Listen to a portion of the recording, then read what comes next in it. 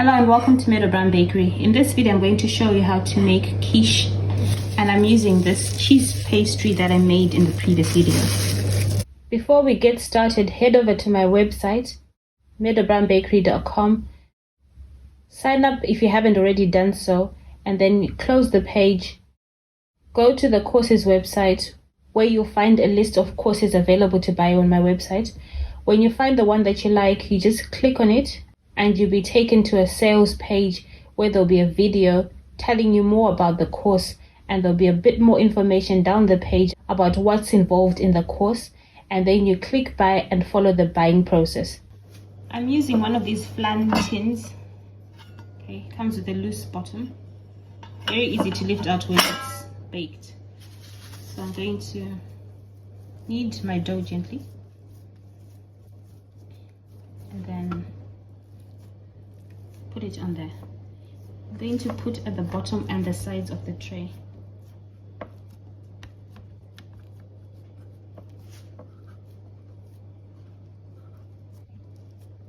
Okay, so most of the bottom is covered, and then now I'm going to put it on the side. So you can actually grab pieces of the pastry. This works with shortcut pastry. That's why I'm doing this. You don't even need to roll it out. If you want to, you can roll it out with a rolling pin, but it's not necessary.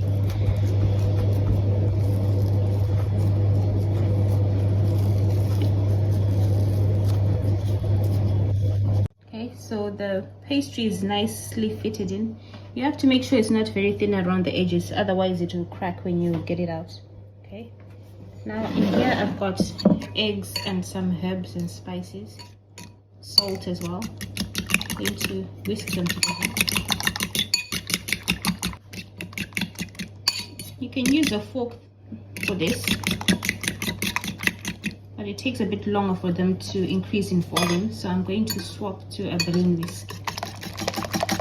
If you've got an electric hand whisk, you can use it as well.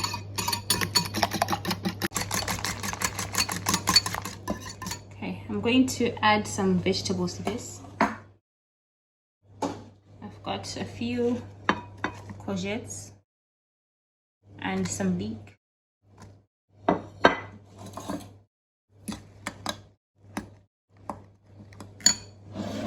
And I'm going to pour it into here. You can add any other vegetables of your choice. Just gently chop them. Just chop them quite small and then add them.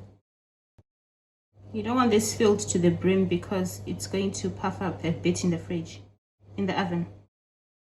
Okay, this looks about the right height, but if you want more eggs in there, you can always add more eggs. I'm going to add some frozen veg in there. I've got some carrots, peas and green beans. I've got some grated cheese here, but I'm not adding it now. Now this is going in the oven until it's risen and slightly shaky. When you shake it, it will wiggle around a bit, and then I'll add the cheese. Okay, I'm going to sprinkle some cheese on top and then put it back in the oven just to melt the cheese. You just leave this to cool as much as possible, okay? And then transfer it to a serving plate. Okay, and I told you this one's got a loose base like that. It looks absolutely beautiful. So even if you don't blind bake, it will have some pull away a little bit. Sometimes it's worse than other times, but in this particular case it came out still good and it looks great. Right, I'm going to cut a slice and show you what it looks like.